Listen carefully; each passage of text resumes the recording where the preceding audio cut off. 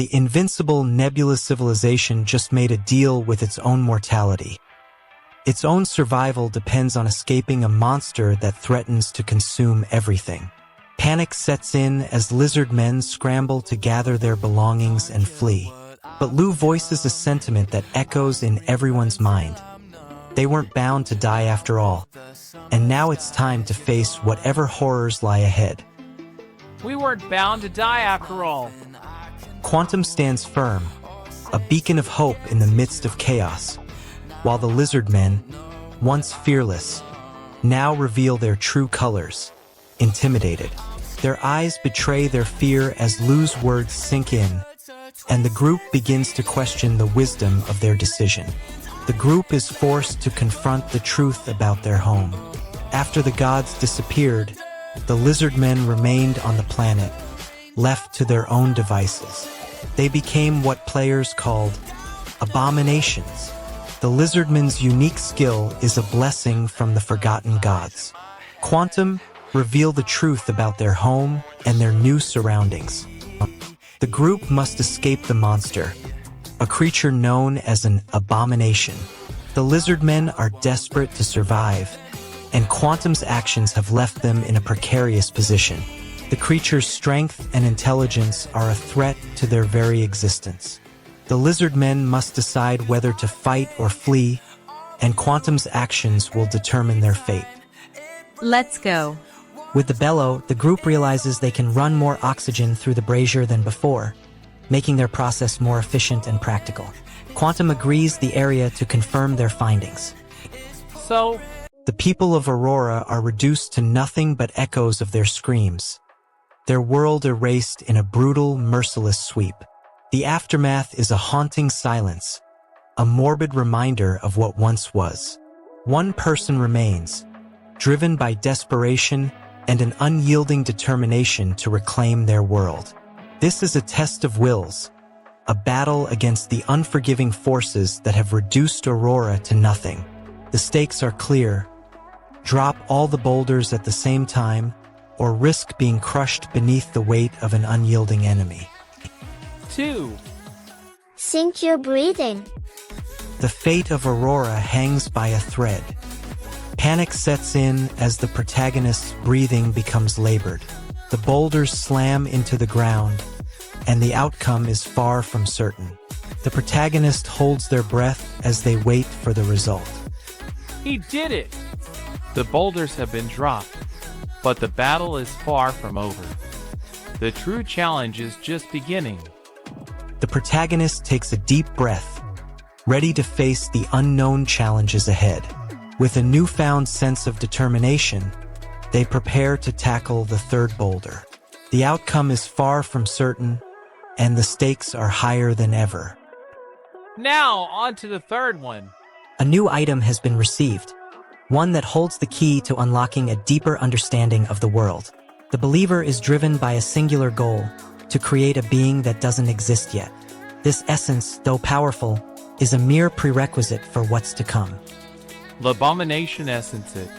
The believer's obsession grows stronger, fueled by a vision of what this creation can bring. Each god can create resources specific to their phylum, but this requires a special kind of resource. The believer is determined to explore this concept further, intent on understanding the secrets of the world's creation.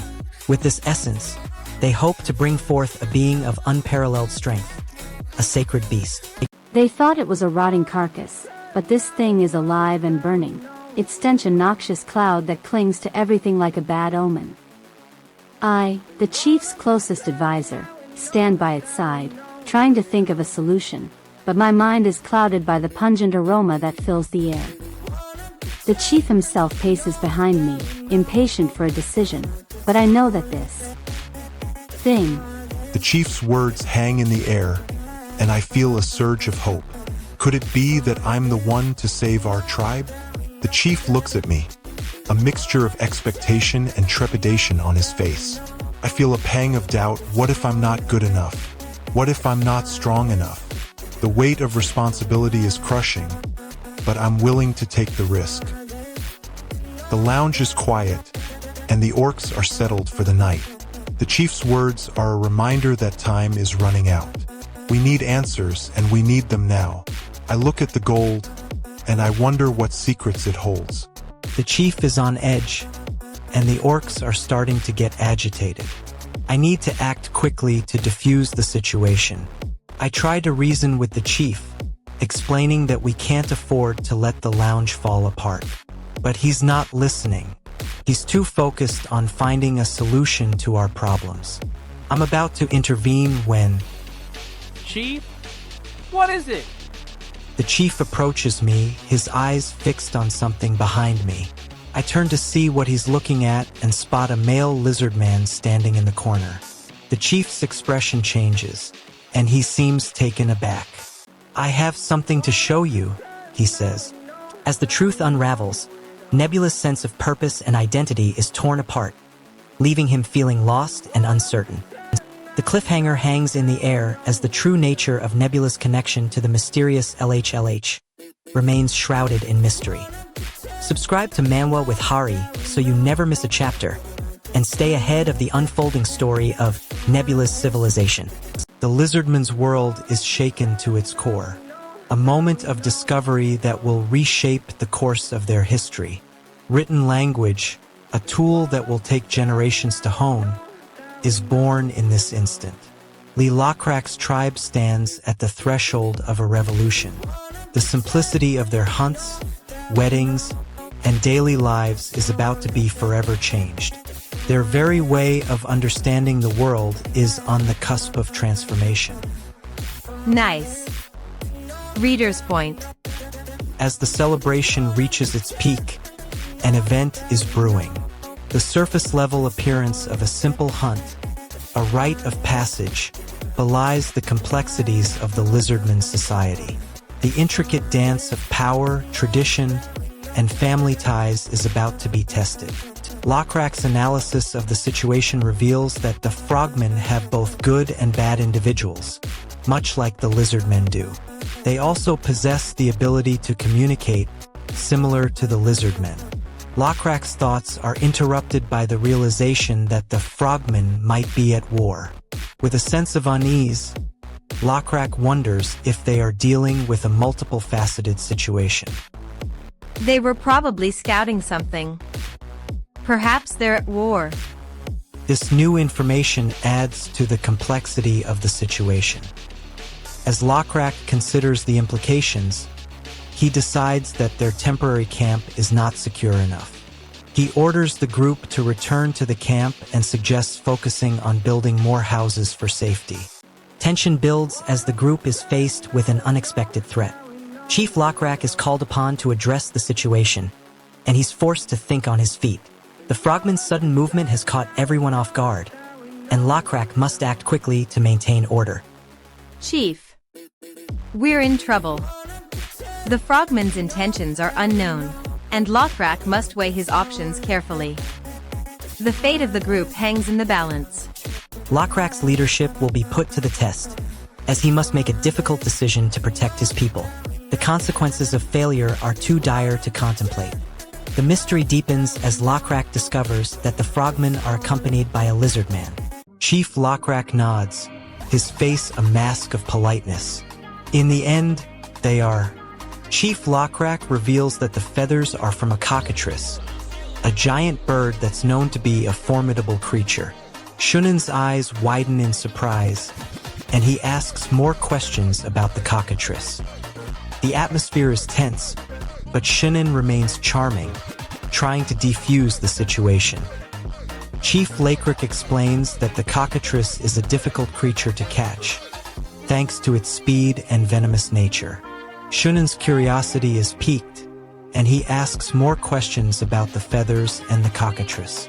The conversation takes a turn, with Shunen and Chief Aloy exchanging polite yet skeptical glances. The tension is palpable as Shunen tries to understand the intricacies of the tribe's archery skills. He asks Owen, the assistant, for more information about their expertise, and Owen prides himself on being one of the best shots in the tribe. However, Chief Aloy's expression remains unreadable, his thoughts hidden behind a mask of calm. Nothing's ever easy from the start.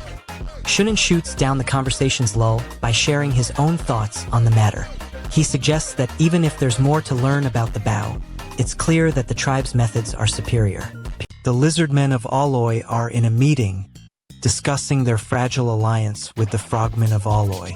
The tension is palpable as they deliberate on the fate of their cooperation. If I hadn't talked to you before.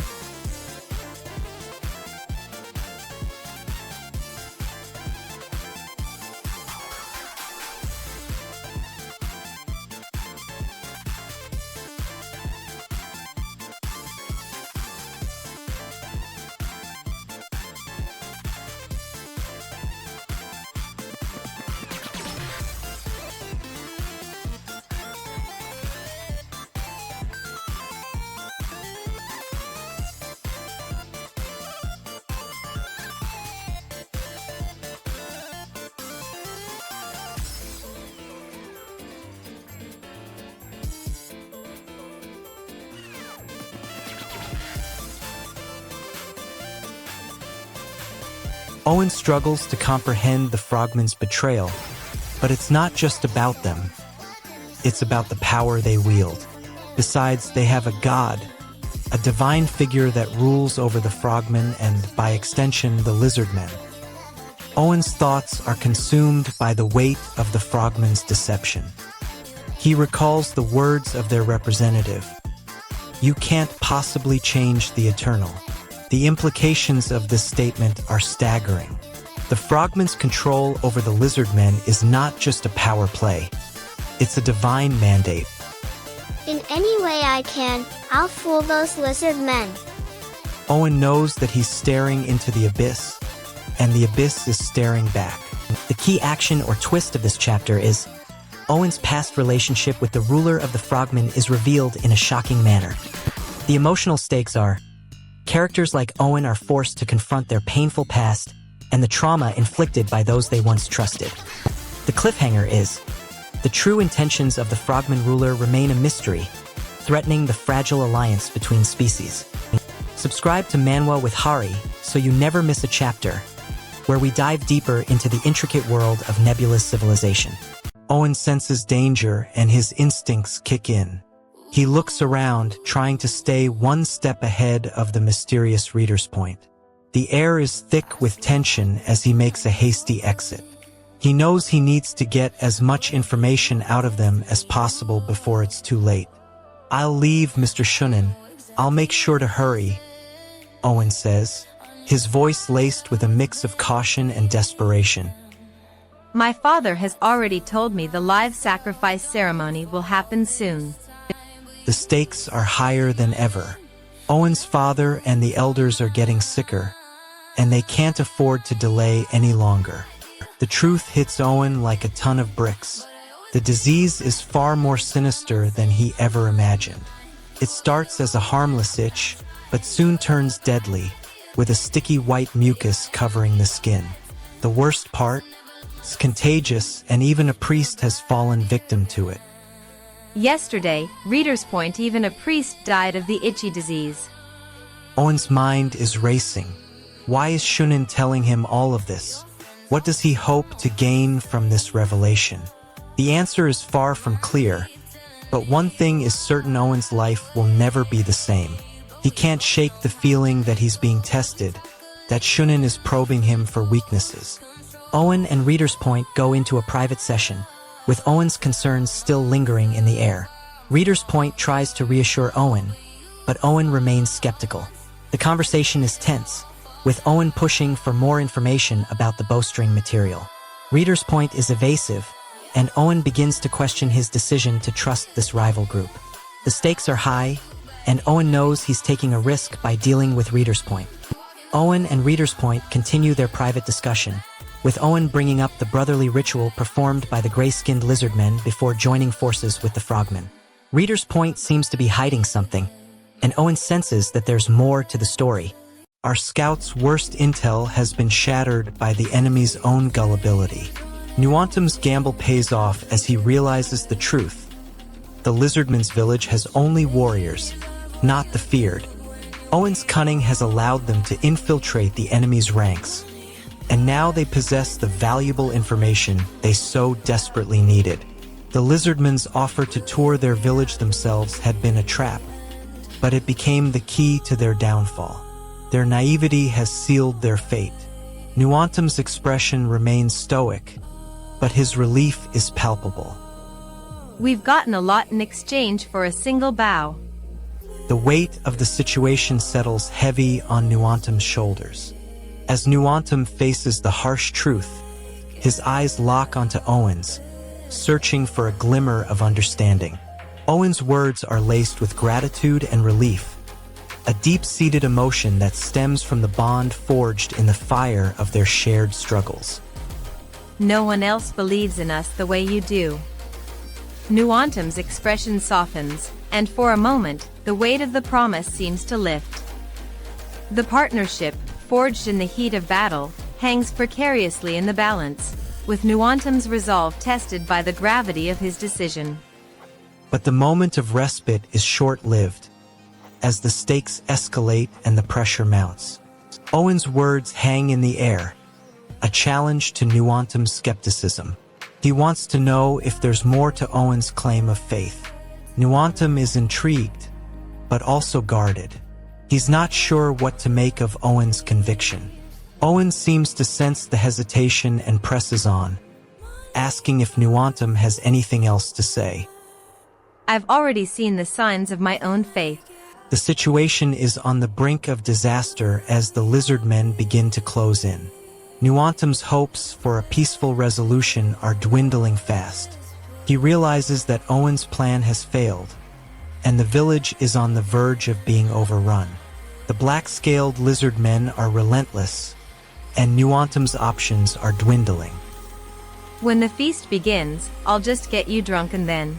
Subscribe to Manwa with Hari so you never miss a chapter of Nebula Civilization and stay up to date on the latest developments. With a fierce cry, the village warriors charge into battle, determined to take down the lizard men. Warrior Obogi orders their allies to hold off the enemy while the warriors prepare for the onslaught. The air is filled with the sound of arrows flying, and the ground shakes beneath their feet as they clash with the lizard men. First, let's reduce their numbers until reinforcements arrive. Everyone fire. The warriors unleash a hail of arrows, their aim true and deadly. The village is on the brink of disaster as the lizard men close in. Owen looks on, bewildered, as his fellow villagers struggle to defend themselves. The village lies in ruins, and the lizard men are on the move. Owen realizes the gravity of the situation and the weight of his failure. Zoe. It was Owen. As the figure approaches, Owen's men begin to exchange worried glances. One of them, Manon, seems to be bubbling with energy, a ferocious glare in his eyes. Another warrior, a seasoned veteran, speaks up, trying to reason with Manon. Manon, you've gotten bigger since the last time I rode you. Ms. Zale, didn't Manon get hit by an arrow? The warrior's words are met with a snarl from Manon, who reveals that he ate the arrow. The situation is becoming increasingly dire, and Owen's men are starting to panic. No. He ate the arrow. Manon eats everything that comes close to him. The galactic empires hold on the Nebula Civilization teeters on the brink of collapse as Xing unleashes a fierce counterattack. The people of the Nebula Civilization tremble with hope, their spirits lifted by the glimmer of resistance against their oppressors.